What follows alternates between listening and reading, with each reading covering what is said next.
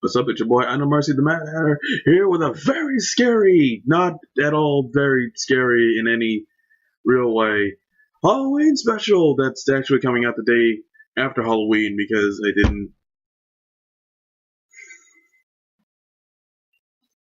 I'm reading Hellboy. Yeah, it's been a while since I've done a comic book review, and I actually did want to talk about something that's A, I really like to talk about, and B, it's something that is at least tangentially related to Halloween. I mean, Hellboy has the word hell in his name, he is a giant demon, and it is classified as a horror comic. So, I figured it all works out. Plus, there is the news that there is a new Hellboy movie coming out, and honestly, Hellboy has always been one of my favorite superheroes for a good while. Um, Now, the thing is that with these comic reviews, I've always tried to find a comic that I've never read before, so I can give you guys my honest, in the moments opinions on the story and everything like that. But this one, Hellboy Seed of Destruction, the first story arc for Hellboy, I've read many, many times. This is one of my favorite comics. So I'm going to be going into this knowing exactly what's going on, what's happening, all of that.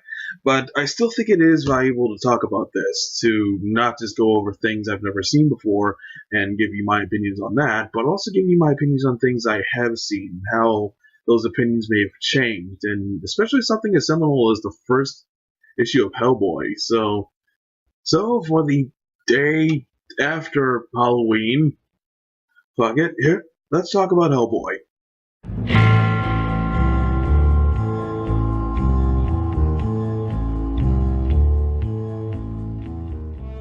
Okay, so the first issue is, well, obviously it's a fucking classic.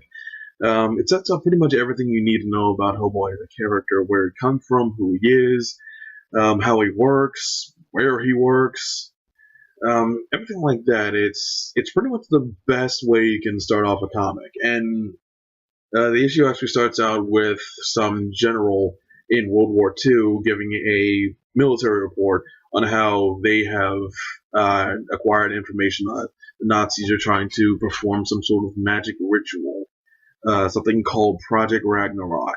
And with the help of two British paranormal investigators and one American, they've managed to find out that it's apparently going to happen in a town, in a small village in England.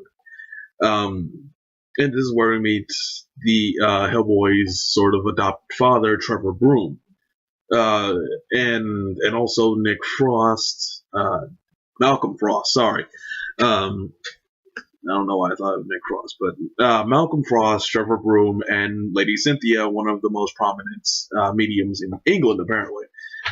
Pretty sure she isn't real, but you know. So the general is talking to Broom about how basically it was their intuition and their investigation that led them to this place, but it was actually a completely fictional superhero that named the Torch of Liberty that actually got the military to agree to even do this whole operation thing. But as the general and Broom are talking, Lady Cynthia actually mentions that while there is something going on here, what the Nazis are doing is actually taking place somewhere else, somewhere in along the northern coast of Scotland. And that's when it actually transfers to what the Nazis are actually fucking doing, which is like the general's report says here, they're trying to perform a magic spell with this wizard dude hooked up to a bunch of really fucking cool um, sciencey equipment.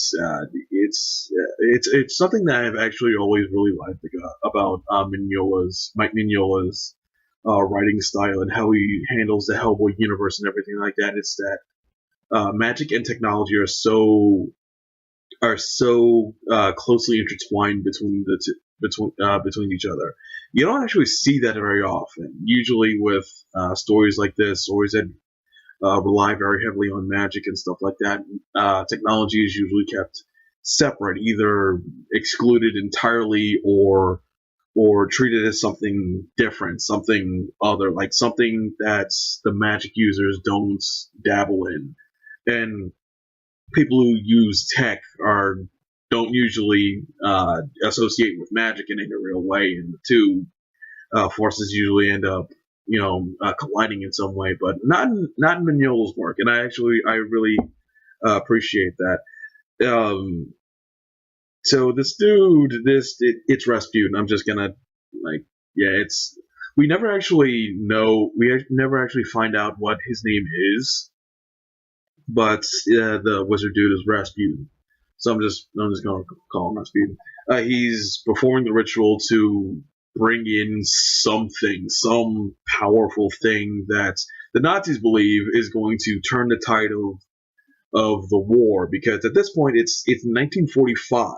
The Nazis are getting their asses kicked, and I think it's only a couple of months that this event is taking place, that Hitler will eventually shoot himself and the war will be over. So, Project Ragnarok is basically a last-ditch effort to win the war, and Rasputin has told them that he's going to perform some great miracle that will change the world and everything like that. And the Nazis believe that it's something that will help the Nazis, win the war. And but something goes wrong with the spell and the machinery that's working the spell. So the spell is incomplete, but it does summon something. But it doesn't summon something at the ritual site. It's at the place where all the military guys are in England. And of course, the thing Rasputin summons is Hellboy. Um, and yeah, he gets the name Hellboy because Trevor Broom just randomly says it.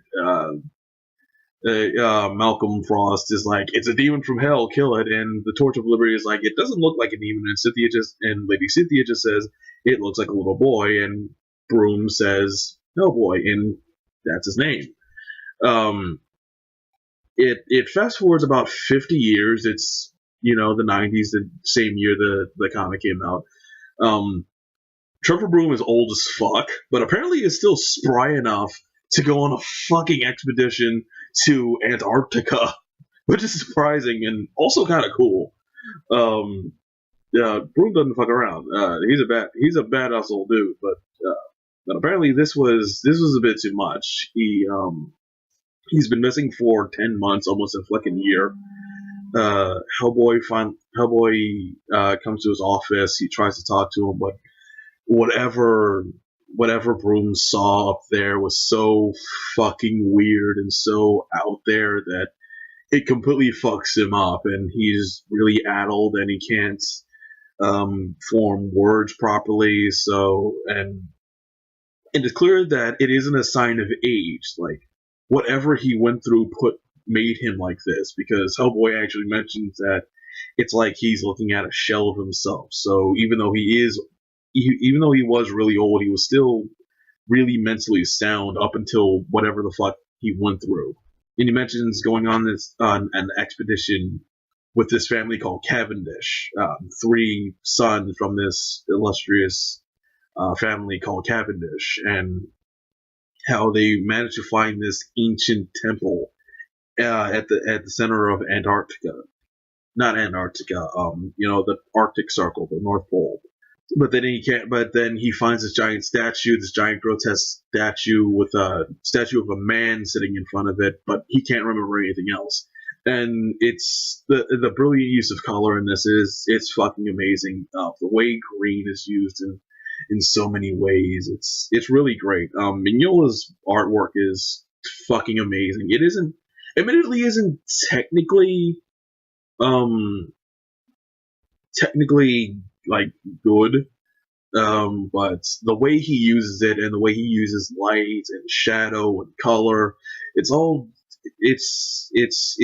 one of the greatest art styles in comics, in my opinion. But Hellboy notices that there are literal frogs raining from the sky outside of Broom's office, and Broom freaks the fuck out and runs out of his office, and then he gets thrown back into it, but he's covered in these weird sores, and he's like emaciated and dead, basically. Something killed Broom, so Hellboy runs into the room, and he actually mentioned in his inner monologue, and that's what I was talking about. The inner monologue changes from this general's report to Hellboy's inner monologue, and it's like I don't know how many people actually do that. I'm not sure how often it is in writing that you just switch POV characters within the same chapter, and like I don't know. Yeah, maybe I guess it works better in comics than it would in like an actual novel, but it's still a little weird. You'd think that Hellboy would be able to narrate, even though even though he was just being born, like it could have been a flashback, like I remember this, or I was told this about how I came to Earth, or something like that, you know. But it's just a weird storytelling tactic. Um, but Hellboy goes into the room and he gets attacked by this giant frog monster, and they fight for a little bit. The frog monster's tongue gets wrapped around his arm, and it kind of paralyzes it. But thankfully, he has the giant stone arm, and that doesn't feel pain.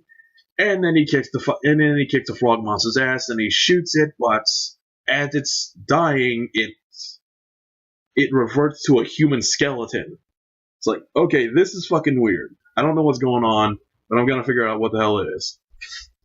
And then Hellboy calls up the Bureau of Paranormal Research and Defense, which is the governmental agency that he works for to hunt stuff like this. He talks to the director of the BPRD, Tom. This is why it's good that I have the book here with me. Tom Manning. Sorry. Talks to Tom Manning, tells him what happened to Broom, what the fuck is going on. Then he says that he wants to investigate, and all that. The issue actually ends with Rasputin going to an old woman named Emma and saying that Broom is dead and that everything's going according to plan, and all things. But then she actually asks if he'll give her what she wants, and he's like, "Yeah, I'll give it to you." And there's a little frog in her teacup because frogs are fucking evil. That's actually not. Apparently, frogs are a fucking omen of death in some countries, in some regions. Like, there's actually a short story in this about frogs like fucking over humanity or something like that. So apparently, frogs are assholes. Who knew?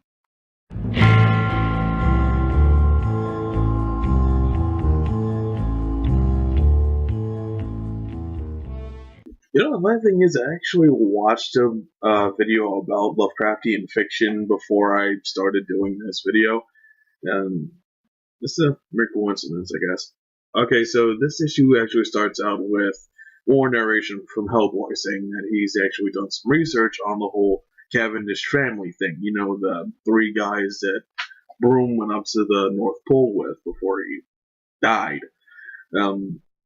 Apparently, they do come from an old family, old money family. They built a house on this really gorgeous, huge, onlooking promontory, overlooking lake, land, just everything. It was great. Then it started sinking. Like, from the moment the house was actually finished being built, it started sinking into the ocean, into the lake. And at this point, it's at complete ground level, and the basement is completely flooded. Apparently, the land around the house was cursed, some ancient Indian bullshit. Even the local natives stayed the fuck away from this place, but nope. Cavendish House needed to be built in this exact place, and I actually mean that, but I'll get back to that in a minute. We actually see Hellboy and two of his allies. Two of his most prominent ones in the series so far: Liz Sherman, who is pyrokinetic, and Abe Sapien, who is a fishman. Again, I just watched a Lovecraft video where they actually talked about fishmen very extensively. So, yeah, can you tell that Mignola was inspired by H.P. Lovecraft? So Liz and Abe introduced themselves to Mrs. Cavendish, whose sons were on the expedition with Professor Broom. They talk a little bit. He tries to bring up frogs, if that has any special meaning. Of course, it doesn't to her, or she says it doesn't. Then she goes into explaining the Cavendish history, how their ancestor Elihu Cavendish was a whaler, got most of his money from that, explored the rest of the world, and eventually came to America and built this house. And like I said, he specifically built it on this land, and it's never really explained why, but he had actually started getting into more weird occult stuff. He found old masks, statues. He found a strange parchment written in a weird language that told him about the temple at the North Pole. And basically, he had set up preparations for an expedition to the North Pole to try and find this temple, but he died of typhoid. He died of typhus right before the expedition actually started. And Mrs. Cavendish actually believes that's when the curse on their family actually started. That's every male member of the Cavendish family would have this desire to try and find whatever it is Elihu was trying to get to at the North Pole. But 9 generations, no one ever found it, but there's been a fairly substantial body count because of these expeditions. And with Miss Cavendish's 3 sons missing and presumed dead, and with her being so old and her about to die most likely very soon, the Cavendish family is essentially completely wiped out because she had no grandchildren. And I think it's actually kind of interesting that they went with this because like shows like Supernatural sometimes go into this, but usually in stories where magic is a big prominent thing, it never really talks about the cost of magic. For as much as magic can do, it's also unbelievably dangerous. Like just knowing, like not even like okay, so like in most cases where magic is portrayed as some great danger, it's actively using magic that will mess with you in some way. It'll drive you insane or kill you or any number of things. And this is where the Lovecraftian stuff kind of comes in again. Cavendish probably did dabble in some magic during his time, but the thing that actually destroyed him and destroyed his family isn't actively using magic. It's just it's just the knowledge that something strange or otherworldly exists and him wanting to find it, not even interacting with it, because no one found the temple at the North Pole until Professor Broom's expedition. So that's 9 generations looking for something they didn't even know was up there, and their entire family line is completely wiped out. It does feed into the whole existential dread of Lovecraftian fiction that's not even like just knowing about this shit will ruin your entire life. Not even just your life, but the lives of everyone around you. It's not just that. It's not just this good understanding of the existential dread of Lovecraftian fiction and the horror that it can produce, but it's also the way Mignola combines different things, like not just not just Lovecraftian horror, or not just high flying demon fighting, which Hellboy has a lot of. And it's also combining that with a very noir aesthetic, like the way Hellboy's narration sounds, the way things are very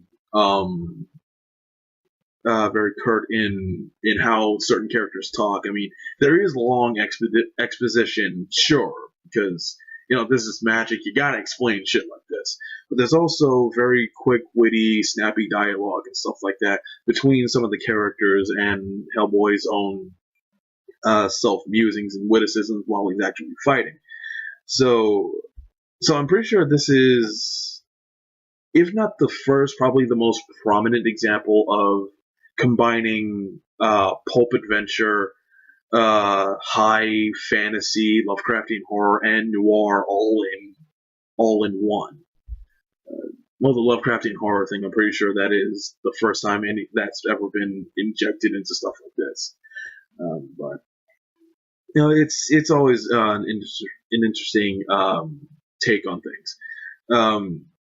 So after talking with Mrs. Cavendish, Hellboy, Abe, and Liz all go into their respective rooms that has been outfitted for them.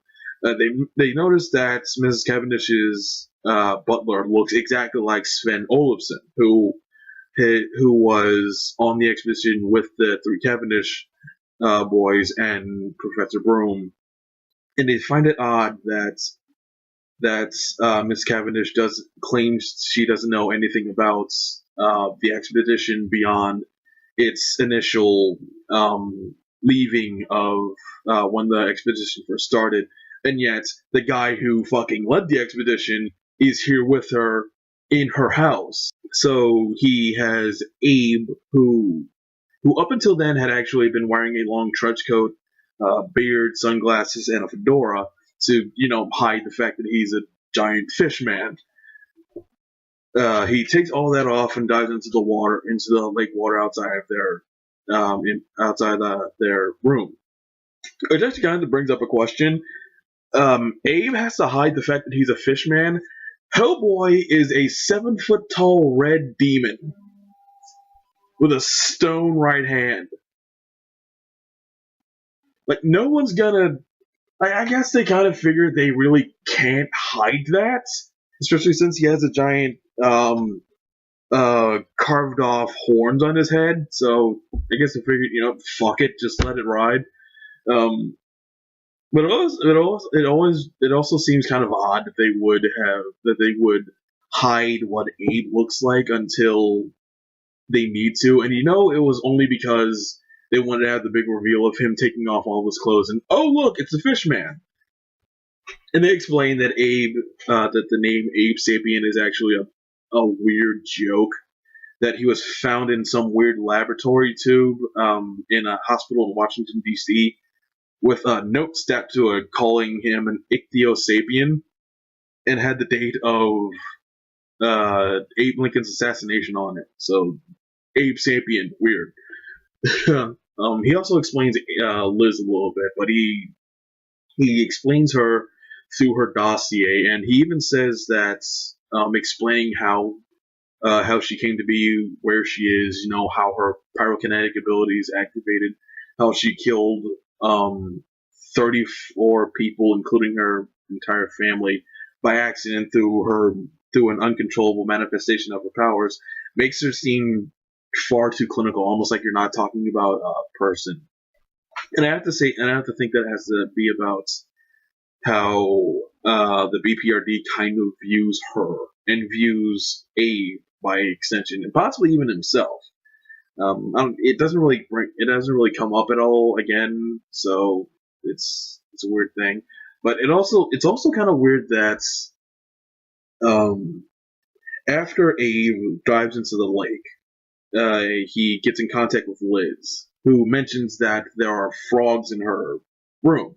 And obviously he freaks out because the last time frogs just mysteriously started popping up out of fucking nowhere, his dad died.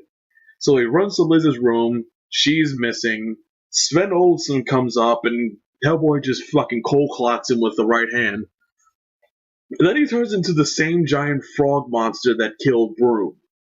Then they fight for a little bit, and there's actually a kind of a weird scene where Olsen manages to throw Hellboy up into the ceiling, but the shot is him hitting like the architecture of the room upside down, and then the next panel he's standing on his feet, and the caption actually says that he lands on his feet, and it's kind of weird thinking about the mental gymnastics or the actual physical gymnastics of Hellboy flying up upside down, then landing on his feet. I mean, it's not impossible. It's just really weird, but it's whatever. So Hellboy and Olsen fight, and Hellboy does win.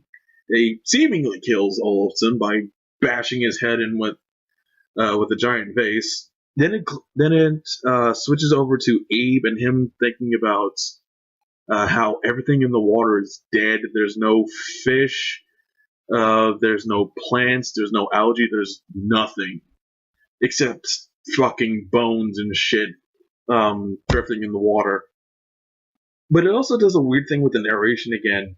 I mentioned that it switched from the army report from the general in World War II to Hellboy's inner monologue, but it switches from Hellboy's inner monologue to Abe's inner monologue for like two pages. Other than the dialogue identifying that, okay, yeah, this is definitely Abe talking or thinking right now, there's no indication that the inner monologue had changed to another character. Like usually in comics, I don't know if this is because this was 1994, but usually in comics there's some sort of indicator of who's talking. Like the text box would be colored red if it's Hellboy and blue if it's Abe or something like that. It's kind of strange that it just switches inner monologues like that for one page, and it even goes from Hellboy talking to Abe talking on the same page. It's really weird. I think Mignola is still trying to figure out how to. He's still figuring out his style a little bit. But after that, Hellboy finds Mrs. Cavendish. She's dead in the exact same way as Professor Broom was. Then Rasputin shows up and says, "Oh, she's fine. She died the same way she died the way she wanted to, having two of her sons coming to see her. But you killed the third one. The frog monster that Hellboy killed was one of the Cavendish kids. Was one of the Cavendish dudes. And then a giant fucking tentacles, multiple, erupt from the fucking ground and drag Hellboy into the fucking basement of the house, into a dark abyss, and it's very Lovecraftian, obviously. But that's it. That's the second issue, and it's still really fucking good. Like I said, there's some issues. The noir style of writing does work. I really like the basic concept of this world and how it interacts with magic and everything like that. But there's some logic issues here. Not so much Olafson being just whirring around. Like I really don't think Rasputin cares at this point, as long as Hellboy is in the house. Doesn't really matter if they realize that Miss Cavendish is lying to them or that they know who Sven Olsen is. It's Hellboy not wearing a disguise, but Abe wearing a disguise, and Mrs. Cavendish apparently knowing that. I think she actually had a prior relationship with Hellboy. Like she knew Professor Broom, so maybe she knew about Hellboy, so she didn't find it odd that she's talking to a giant red demon. But then why would she be freaked out about a fish man talking to her? Like, I don't know. It's weird.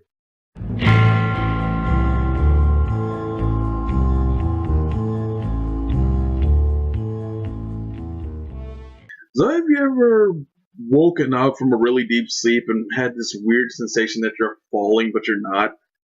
Yeah, apparently that's happening to Hellboy right the fuck now. He actually mentions how it feels like he's been falling for fucking ever, but then he realizes that once he hits the water, that with the distance from the floor that he was pulled down to, from the lake bottom and the basement, he realizes it's only been off 40, 50 feet, and considering he's a really fucking strong demon, it isn't that far for him. But he starts realizing how fucking weird everything is. And then Rasputin shows the fuck up again.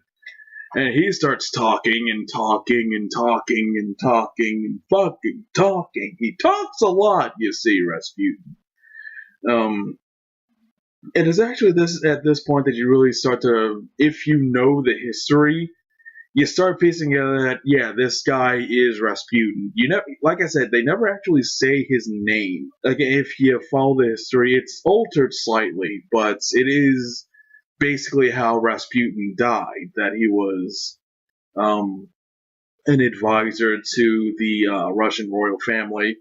He was invited to a dinner. He was poisoned. He was beaten in the back of the head. He was shot, and then finally thrown into a frozen river. And that's what happened to him. But except in this situation, an ancient outer god spoke to him, rose him from the dead, and said, "Hey, bring me to Earth. It'll be awesome." And Rasputin apparently agreed.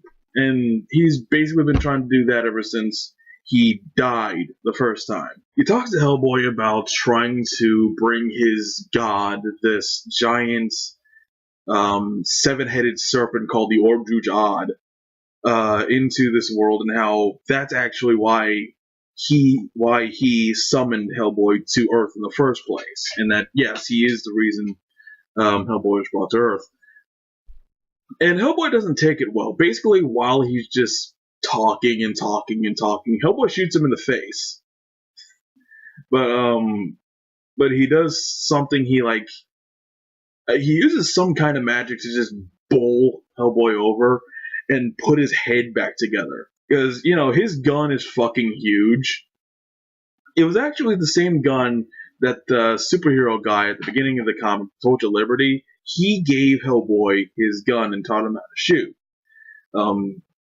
Admittedly, he was one of the worst shots the Torch of Liberty ever tried to teach, but he taught him how to shoot.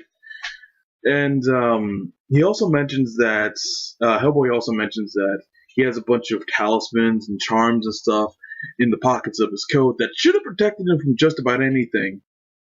So either Rasputin was able to neutralize all those things, or he's just too strong for any of them to actually work, which is kind of terrifying if you really think about it. Especially considering Hellboy has been doing this for over 40 years. So he would have some serious juju on him. While Rasputin is talking and talking and talking, Sven Olafsson, still a giant frog monster, comes back. Apparently not dead. Apparently Hellboy just knocked him out and starts beating the crap out of Hellboy.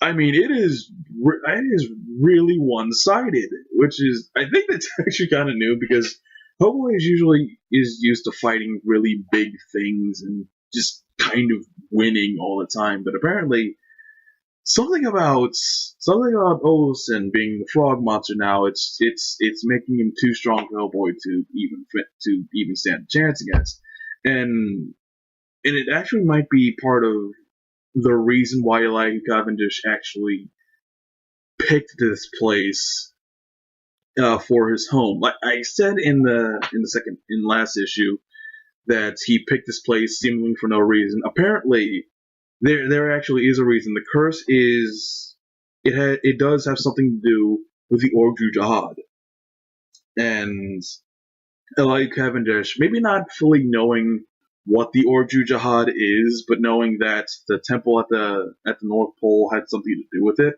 realized that the temple and the ground that he built his mansion on are connected in some way. That's why he picked this place. Just didn't realize that the fucking place was cursed, or that it would end up sinking in the bottom of the ocean eventually. So Olsen beats the shit out of Hellboy just mercilessly. And Rasputin actually stops Olsen from straight up murdering him. And then he goes on a really long, really, really fucking long explanation of literally everything that happened to him from the time the Orjuj-Had revived him to now, basically. And I think Rasputin died in like 1918 or something like that, like around that time, like late 10s, early 20s, around that period. So Yeah, long fucking time. He apparently left Russia, set up shop somewhere to preach the word of the dragon, I guess. Came in contact with the Nazis, joined the Nazi party, became their chief, one of their head occultists, worked with a bunch of their scientists and occultists and stuff, and started up the Ragnarok project, which we saw at the beginning of the first issue. Had his own group of people that he worked together with when Project Ragnarok went off, and he believed that it did work, but he didn't see um, any immediate results. And then the Third Reich crumbled. Not Hitler killed himself. All that stuff. He finally got a message from the Orju Jihad to go to the North Pole to the temple that the Cavendish family has been looking for, and just kind of wait there. And wait there he did until Trevor Broom showed up and woke him up. And that's where he found the giant grotesque statue that Trevor mentioned, which is actually one of the Orjuhad's spawn, called Sadhu Hem. And apparently, Rasputin kind of mind melded with Sadhu Hem and finally got a look at the prison that the Orju Jihad is trapped in, and is trying to get it out of. And he actually tells Sadhu Hem to not kill Trevor and his entire party, but to fucking use them to get to Hellboy. So he turns Sven and the three Cavendish brothers into the weird frog monster things, and he mind fucks Professor Broom to go to Hellboy and kind of lead him on the trail to Cavendish Hall and him and everything like that. So after that, which is a good 4 to 5 pages, 4 to 5 solid pages of exposition. Probably more, probably around 5 or 6. I don't know. It's a lot of fucking pages. It finally brings it back to modern day, where he pulls out Liz, who is in some sort of trance that Rasputin put her under. He said, "I'm going to use her pyrokinetic abilities to make my spell stronger," or some whatever the fuck bullshit. And I brought Sadhu with me, and he's fucking huge now, even bigger than he was when I found him, because he's been eating people, like from the Arctic Circle until now, and he's killed every living thing in the lake. So that's why there was no fish or anything when Abe was swimming through. And alright, Abe. Fucking forgot about Abe. So it does switch over to Abe for a bit, and they actually did learn either Mike or his editor learned their fucking lesson from last issue, because they actually have Abe's dialogue boxes, his inner monologue boxes, slightly tinted blue, so you can actually tell the fucking difference between Abe talking and Hellboy talking. He's walking through the Cavendish estates, the ruined parts of it, and he actually finds the two remaining Cavendish frog monsters holding their dead mother's corpse, and then just start sinking into the water. And they're just fucking gone. And Abe kind of mentions that he feels a weird kinship with them, but they're still really fucking weird and freaky, and he doesn't know what the fuck they are, so he just kind of slowly backs away with them with his gun, with his hand on his gun, just trying to not take his eyes away from where they disappeared until he finds some back room or something like that with a statue of Elihu Cavendish in it. And we actually get the final page of this issue is Hellboy wondering where Abe is during all this, and Abe is just laid the fuck out in front of the statue of Elihu Cavendish, with Cavendish's own ghost looking down at him. So yeah, shit's not good. There's really not that much I can say about this. Most of the aesthetic choices I've already gone over. The writing style, it's still really good. The long, overdrawn fucking exposition. I guess it was necessary to sort of explain where the hell Rasputin came from, what he's been doing all this time, but it's just 5 fucking pages, dude. Like, god damn. I'm actually glad that I've fucking read this so many times, so I didn't have to reread this. I just already knew what the fuck it was, but shit, dude.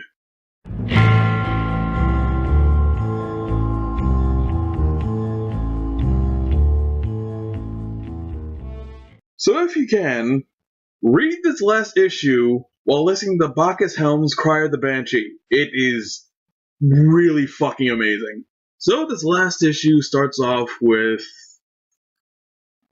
Rasputin talking and talking and talking. There's actually a good little caption at the beginning of the first page where Hellboy mentions that despite the fact that people call him Hellboy, he doesn't actually know if he originally came from hell. If he did, he doesn't remember what it looks like. But if he had to hazard a guess, then Rasputin standing before him, holding his friend, completely zonked out of her mind, holding a giant glowing sword in front of a giant fucking monster, would probably be a good example of it. So Rasputin is just babbling on about a bunch of bullshit.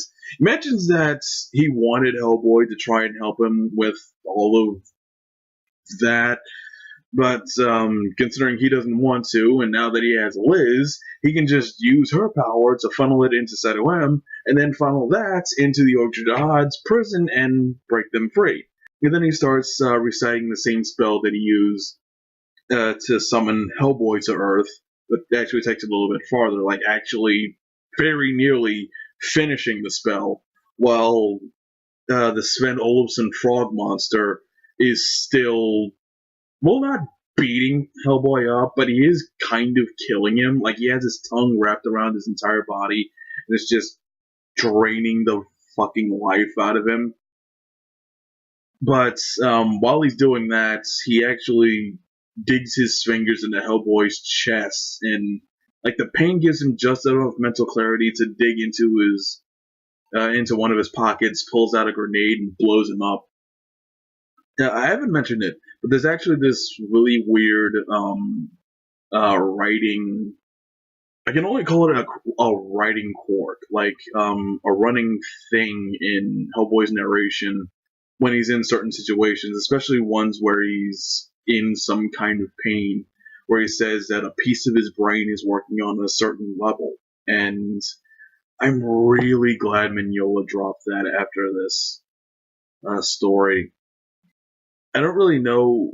I kind of get what he's doing with it. It's like when you're focusing on, say, getting shot or beat or punched in the face or thrown somewhere or having your entire body go numb because of some weird frog monster, that's probably only a Hellboy thing. You start focusing on the thing that's hurting you and not your surroundings.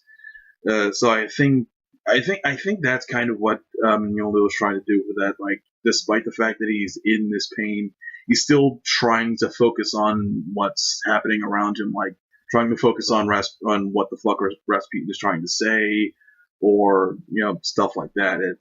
I still think it's better that he eventually dropped it. Yeah, Rasputin actually does very nearly finish the spell to summon the Ogdradad to Earth. But while he's doing it, it cuts to this really weird scene of these weird alien creatures in sort of scientist armor, I guess, that's kind of monitoring the Ogdradad, I guess. And they mention that something is trying to wake it the fuck up, and if they do, it'll destroy their world and then just start killing everything. Like, it'll kill every dimension everywhere or something like that. And he also mentioned that the only way to destroy the Ogdradad is the same thing that's created it and imprisoned it, and it shows a shot of Hellboy's right hand. Right before like I imagine right before Rasputin can finish the spell, a spear impales him from behind. And Abe is the one who threw it, but he's being possessed by Elihu Cavendish's ghost. And then the ghost actually sort of somehow, I'm not entirely sure, but the ghost actually wills Liz to wake up to like break Rasputin's spell, and she just sets him on fire, like just instantly. Like Liz wakes up, boom, burning Russian. That should be a drink. Burning Russian. I don't know what the fuck would be in it, but that should be a drink. But then Abe kind of drags Liz away from gets Liz away from Rasputin. Then Hellboy joins them, and they realize that Liz didn't just set Rasputin on fire; she set Saduem on fire, and the entire fucking crypt that they've been in for the last 2 issues, and it's all just coming down. And Hellboy actually has a great line in his inner monologue that in the last issue when Rasputin mentioned that he was going to try and use Liz's power to his own ends, he mentions how the scientists and doctors that have been trying to understand Liz's pyrokinetic abilities were doing more damage to her than good, and they had no way of fully understanding what power she actually had. And Hellboy says that Rasputin said that he thought that he could understand it better than all of them, and it was like, Betty, you just asked me to go tell me what's wrong. Like, it's stuff like that. That's why I like Hellboy so much. Despite being a giant red demon destined to destroy the world, he's a really simple guy. So like lines like that always get me about the character. But giant cavern on fire, collapsing, everything dying. Well, everything. There's only 5 living things in that entire room now. But Saduem is almost certainly dead. Like, he's on fire. There's rubble raining down on him. There is no, like, even as Cthulhuoid outer god, there is no way he fucking survives this. But Rasputin very barely does. He's mostly burned away. He's basically a flaming skeleton at this point. He still has the fucking sword, and just in a last-ditch effort, he tries to kill Hellboy. And he can't do it, because Hellboy just knocks him around a little bit, and right when it's clear that Hellboy can and is about to kill him again, Rasputin kind of gives one last plea, like, if you kill me, you'll never understand who you are or what you're meant to do. You'll never understand what your right hand is about. And Hellboy's just like, yeah, I can live with it. And fucking murders him with one good right hook. And then the entire fucking mansion explodes. After that, everything finally starts calming down. Abe explains that he found a statue of Elihu Cavendish. The next thing he remembers, the spear is sticking through Rasputin, and Liz is setting everything on fire. So, like I said, Cavendish had possessed Abe somehow and done all this. And Abe and Hellboy kind of come to similar but slightly differing opinions on why and how that happened. Abe believes it's because Rasputin essentially murdered the last of his family. I mean, Mrs. Cavendish, her 3 sons, they were all victims of Rasputin's plans, and he believes that he tried to get revenge on them from beyond the grave. But Hellboy actually thinks that it's more because Rasputin found the temple at the top of in the North Pole before he did, and I think it's a little bit of column A, a little bit of column B. Like, yeah, Rasputin did murder the last of his family, but he also found the thing that his family's been looking for 9 fucking generations. I think it's a good mix of both. Liz explains that Rasputin had her under control, but she can't remember that much. But she actually feels a little bit better, probably from getting all of that fire out at once. It's like, when you have so much pressure built up, you just have to let it all go, and you actually feel better a little bit afterwards. So I think that's about it. So I think that's her thing. Oddly enough, she actually um, quits the BPRD for a little bit after this. After this story ends, but whatever. She comes back eventually. Uh, then Abe and Liz ask what Rasputin said to Hellboy at the very end, and he sort of remembers back what he said, and it's like you can kind of tell he acted more impulsively than he probably would have if he had time to think about it, and he's actually thinking about, yeah, maybe I won't be able to figure out what all this was without him. On the other hand, fuck him. The issue actually ends with a shot of a Nazi encampment with the Project Ragnarok symbol on it and 3 people encased in ice waking up. And it's the same 3 people that Rasputin was working with on Project Ragnarok. So they're alive somehow. And yeah, that's the end of Hellboy's Heat of Destruction. The first of many amazing story arcs by Mike Mignola in the Hellboy series. I honestly haven't been following it as much as I probably wanted to. There's a bunch of storylines I haven't read yet, but it's. I'm really glad that I read this at the time that I did. It was actually after I had already seen the first 2 Hellboy movies, but I eventually picked this up and I've had it for a good while. It's actually kind of falling apart, but not because of age. It was actually, I think I bought this from an online catalog. I think it was just binded poorly. But one of my favorite books, one of my favorite superheroes. Pretty decent horror story, sort of, kind of. It has horror elements in it, and I think that works. But it's a great book. If you haven't picked it up yet, you should absolutely. Hellboy is one of the best independent comic superhero characters ever. So, Mind No Mercy, the Mad Hatter. Happy Halloween. I'll see y'all later.